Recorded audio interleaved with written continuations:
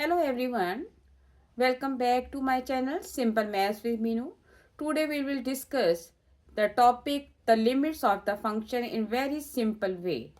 Now, first one is what is the limit? Now, mathematical definition. Let f be defined for all x close to c except possibly at c. That means it is defined in the deleted neighborhood of the c. Then L is said to be limit of fx as x tends to c. That is, if and only if the difference between fx and L that can be made as small as we like by taking x very close to c but not equal to c. Symbolically, we write as limit x tends to c, fx is equal to L. Now, real life example, suppose you are walking towards a temple. When you are far away, you cannot see it clearly. As we move closer and closer, the temple becomes clear. Finally, when you reach the temple, you see it completely. In the same way in the mathematics, as x moves closer to c, the value of fx that moves closer to L. Now let f be defined for all x in the left deleted neighborhood of c. Then L is said to be left hand limit of fx as x tends to c through the values less than c, that is open interval c minus delta c.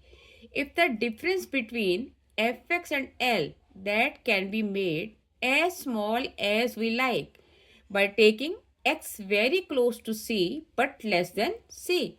Symbolically, we write it as limit x tends to c minus fx that is equal to L. Now next one is right hand limit. Let f be function defined for all x in the right deleted neighborhood of c. Then L is said to be right hand limit of fx as x tends to c through the values greater than c, that is open interval c plus delta. If the difference between fx and L that can be made as small as we like by taking x very close to c but greater than c. Symbolically, we write it as limit x tends to c plus fx is equal to L. Now, in simple ways, in the limit x tends to c minus means approaching from left hand side. Now, example, assume that c is door of room your house and you are walking towards the door from inside the room. You get closer to door but you are inside. Then it is limit x tends to c minus fx. Now imagine that you are outside the door and walking towards the same door. That means you approach the door from the outside.